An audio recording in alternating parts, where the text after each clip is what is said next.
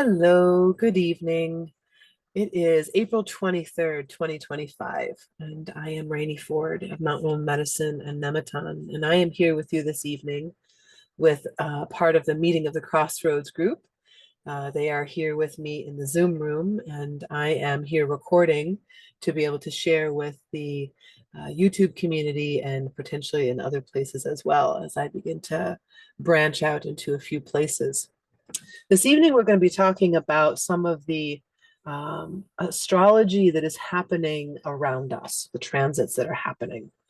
This April 23rd time, we are sitting inside of this time period just a few days before the new moon that's coming up around the corner.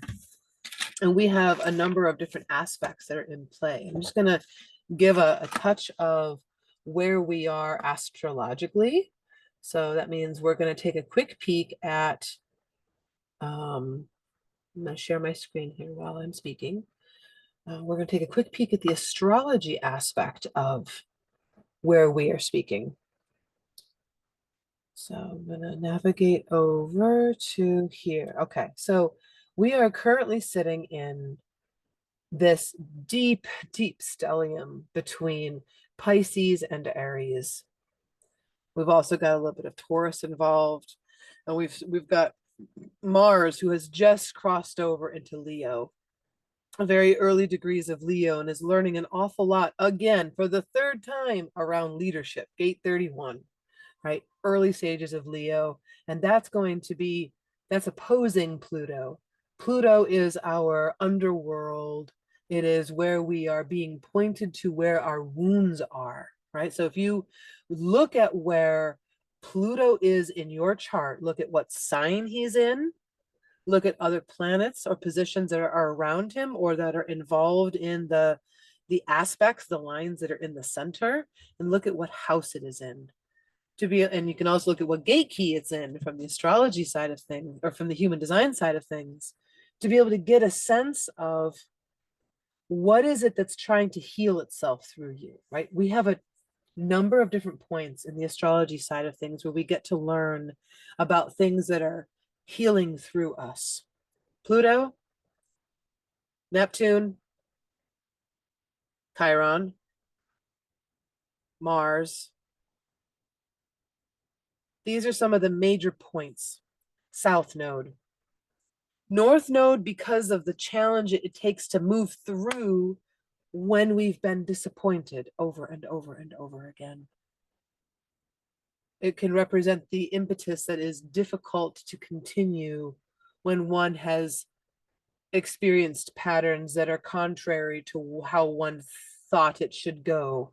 It's the it's the old cranky ego that's tired, right? It's hard, it becomes harder where we are the most resistant, where we react and rebel against. Leo and Aquarius, Mars and Pluto right now is bringing us some wealth of information around what we are challenged by. In a couple days, the sun is going to be square this whole deal. So the sun is going to be shining a light on what we are challenged by and what our underworld journey is all about. And we're also going to be, sun is going to be right on top of and with the Chiron side of things. So we're going to have this deep illumination. And we have this new moon, which gives us the seeding opportunity to dig our roots down into something that is deeply nourishing and feed from there rather than from where we have been. It's inviting us to go deeper than we've ever known possible.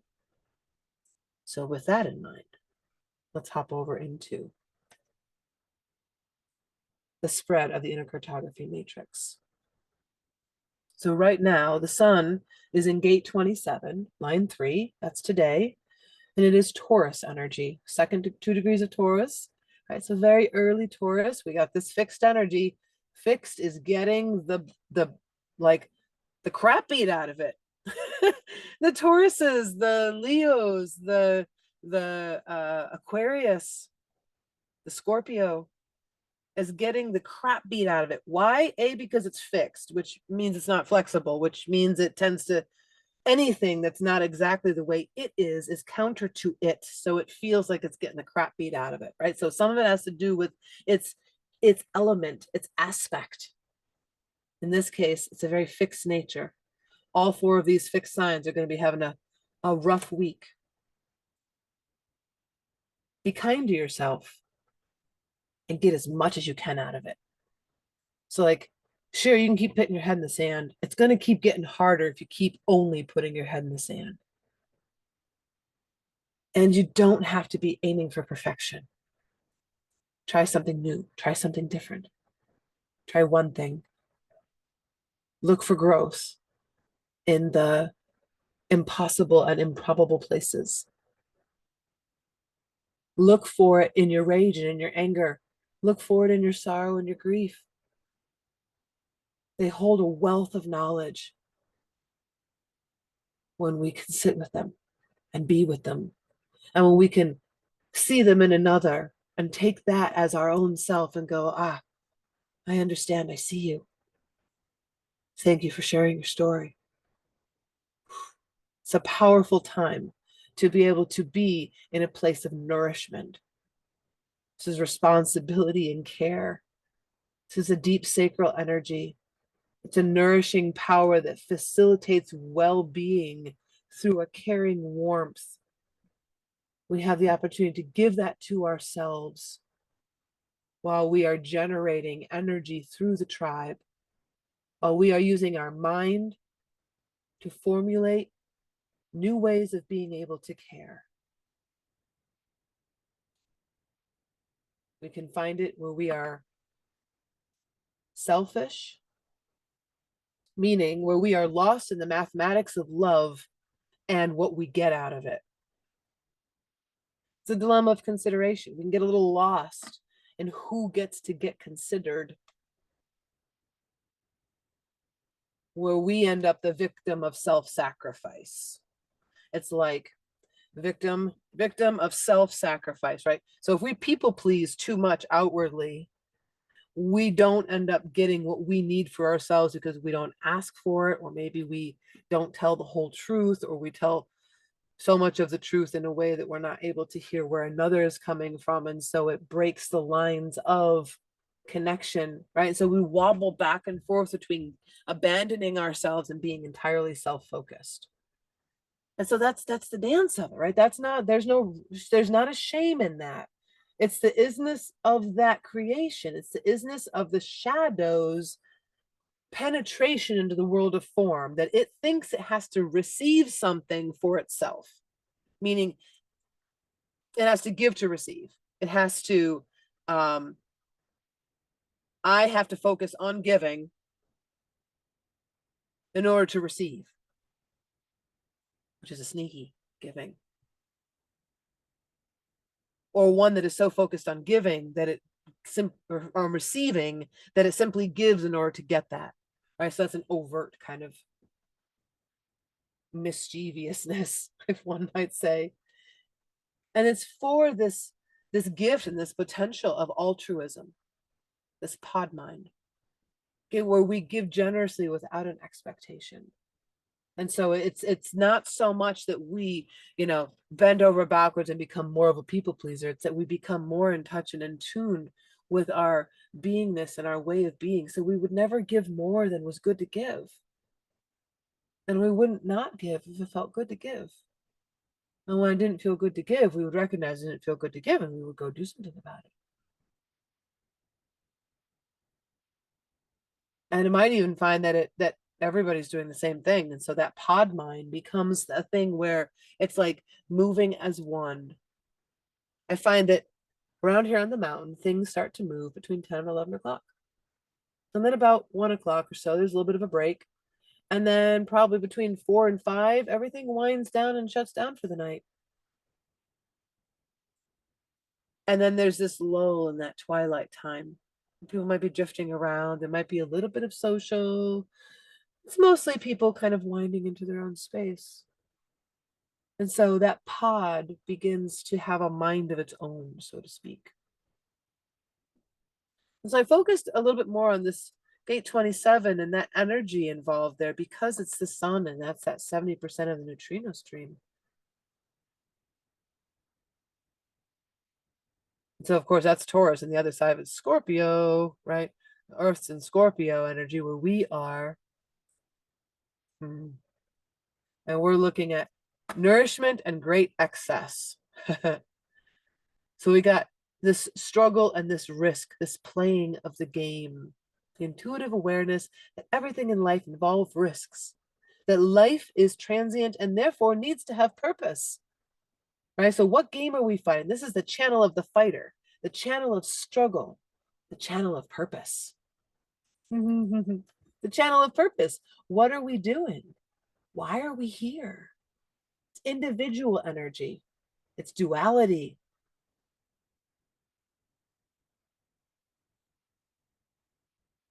We can sometimes be melancholic that life is devoid of purpose, and we can have a physical fear of death, this purposelessness of life.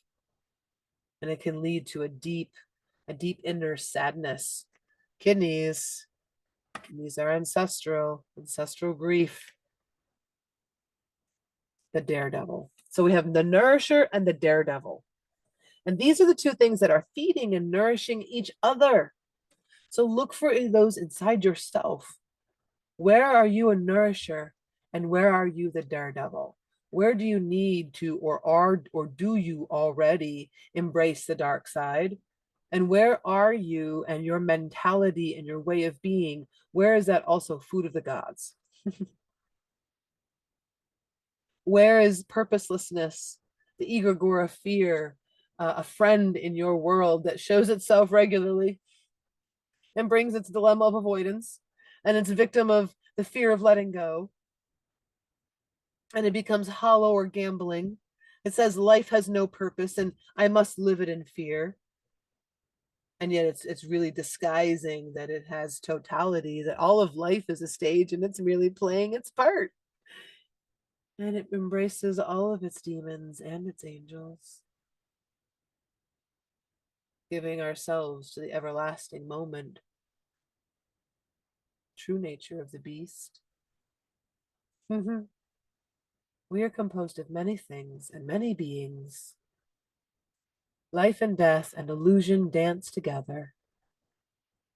So that is the time that we are in while we are inside of this today Pisces moon, gate 37. I'm just going to give you a peek. That's the shadow of weakness and the gift of equality and the essence of tenderness. Right? So we can be tender inside also. We can be fighting for this equality, this ascent of the family. And we can also be dealing with this weakness, victim of our own gender identity, over sentimental to almost this cruelness, this pole shift.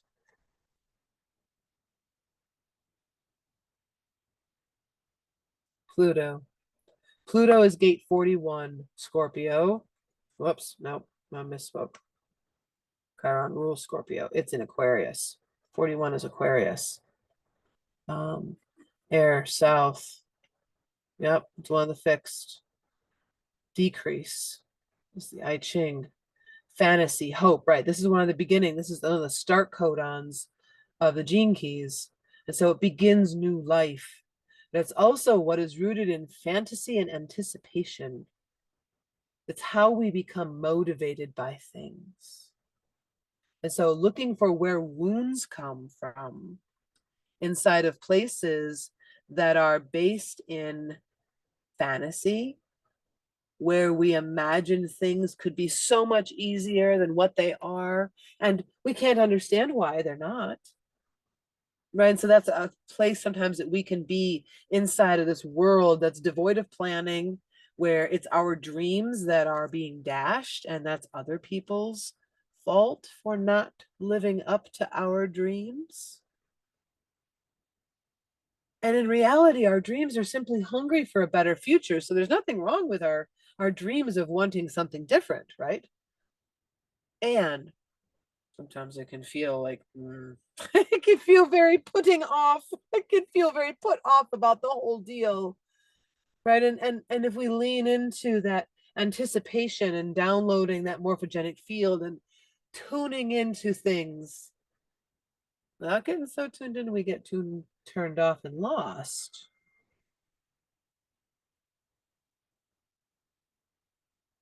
Pluto says to me,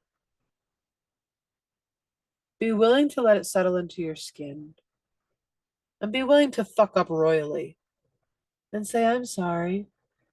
I didn't mean to do that. Please tell me how that hurt you. I would like to know. And then commit to doing better. It's the best that I've got.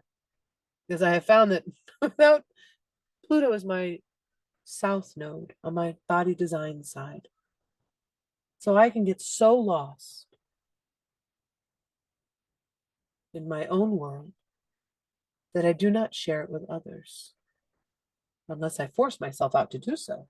And then I do, and I go, oh, I was probably too much. And then I go running back inside. Does anybody relate? I'm sure some do and some may not. Right? We all have such different stories. Mars has been in this gate 31 3 times since December last year. This is its last time, and it's moving through, and it's this leadership, right? We've been learning a lot about how we can control others through the use of words, and that's not a healthy thing for them or for us, right? To help others break out of their bonds is to be with them in a very different kind of way. We can't force others out of their bonds. We can't even tell them about their bonds unless they're asking. And if they're asking, it's more like a be with thing, because the instant you put yourself as over someone else and you say, here, I have all the answers for you, they're going to expect that you have all the answers for them. And we don't have the answers for each other. We might have an inspiration that sparks off someone else's world. That's the power of stories. Gate 56. I have gate 56, 5611, that whole channel. I have those two Anjana channels. That's where a lot of my life path energy, my way of being comes from. And yet I can become so aware of it that I'm like, oh no, I shouldn't be that. And then I go run and go hide. And then it's like, okay. I'm also in this circle group conversation, and I'm going to be vulnerable here because I feel like vulnerability is a power and a skill and a gift. Do I feel like sometimes we can take it a little overboard? Sure. When we have expectations that others are going to do something with our pain. Our pain is our pain. And when I find those moments where I let pain be like rain that waters the earth and not something that is so horrible and so personal that I must be the only one to feel such a thing. And oh goodness, is it wrapped in my assumptions and my languaging and my avoidance? Where is the line between caring in a communal way and being a fragile white woman?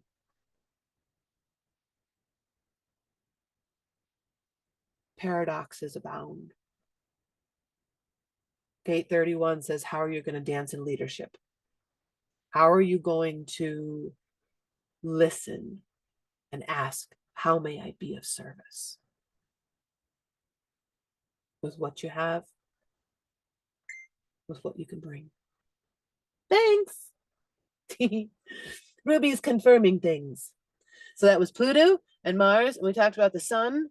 And I don't have Black Moon Lilith on here, although Black Moon Lilith is going to be sitting where the moon is. And the moon, let me go over here and just see real quick. The moon on the 27th, which is the day of the full moon. Oh, I don't have it on here. There it is. Okay, 4/27. Oh, on the last days. Okay, moon over this column right here, all the way down here. 4/27, gate 27. Well, that's the sun that we just spoke about. Right. So this new moon energy is coming right on around gate 27. So we become right back to the beginning where we started. So it's very paradoxical. This is a very good example of how this is flowing. Whoops, that's all of them. This is where we're meant to be. See, Gate 27. We end as we began, which is a beautiful, powerful energy when you look at it as I begin as I mean to go on, which is a quote by Stephen Covey, which I highly appreciate from his book, 7 Habits of Highly Effective People, which was a school reading that I did with Michelle Brzee back in my homeschool years when I was a young teenager, when I was about 16 years old. Inside of that educational moment, I learned what it was like to look forward in a long arc way while being present with the isness of the nowness at hand, while recognizing that there were steps that would be happening in the like, not right here, right now, but this thing right over here, and then just a little bit further, and that those senses would always grow and change depending on who the people I was with, right? And so I could still have marker points and benchmarks and timelines, milestones. Thank you, JWoww. There's a whole bunch that is born from this group of people who are like, planning's really important, and we also know what happens when the plan goes to in a handbasket, and we get to have a whole new adventure. Thank you, Brucifer. There's all these places and these ways of bouncing into understanding where we're moving with a thing, and our each unique perspective is potent medicine. If you're listening to this and you're on YouTube, I invite you to share in the comments, what's your world like? You know, give it three words. A word of where you're coming from, a word of where you're at, and a word of what you're heading into. Just give yourself, you know, back then, here, and somewhere out there that I don't know yet, right? It's the introductory step of orienting oneself in time and place, of nowness and heart-centeredness. Because if we are unable to come true in our own skin, in our own self, how are we going to be able to stand with the truth of another? It begins here at home. It also begins in community. Self-care and community care. These things feel really deeply powerful. And so I invite during this time when we are on gate 27, when we are about the responsibility of care, that we get to delve into what does that look like to provide self-care in a deeper way. I'm being propelled to share a thing. I'm working on a self-care awareness basics workbook, and it's at like 35 pages right now, and I think I may share a copy of it in the comments, or at least some pages of it. And I'd love to hear what y'all think in the comments of that document or in the comments of this video. It feels deeply important that we get to see really deeply, what does awareness look like? What does self-care look like? And no, it's not just hot tubs and chocolate and, you know, fancy clothing and going shopping. It is looking at the hard steps of reality. It is looking at the things that we don't want to look at. It's looking at where there's things that hurt. It's looking at where others have been hurt. It's looking at uncomfortability. Some might say, why? Resilience, accountability and responsibility, leadership. We talk about ethical leadership. There's a different kind of showing up that's necessary inside of ethical leadership. And the reason why ethical leadership is what at the moment I'm sticking with is because while I may not be a 100% fan of the word ethics because of some of its connotations, when I look into the root word of it and I look at some of its meanings, ethics and morality dance a hand in hand. Well, that moral look at oneself and that ethical use of how we're going to do it, to me, walks hand in hand with, are we willing to study the nuances in ourselves and then each other? And it tracks that if we are unable to do it on a singular level, then we're less inclined to on a more broad level with others. So part of the work is starting at home. Part of the work is in community, right? There's, of course, many more layers than that. And those are the ones that we're speaking about this evening. So with that, I think I'm going to wrap up this segment for this evening. Thank you so much for joining me. And if you have liked and appreciate this, please like and share this video. Save it in a playlist. All these things help the algorithm go, hey, people are enjoying this, and they're getting something out of it. I hope you have a wonderful week. Until soon.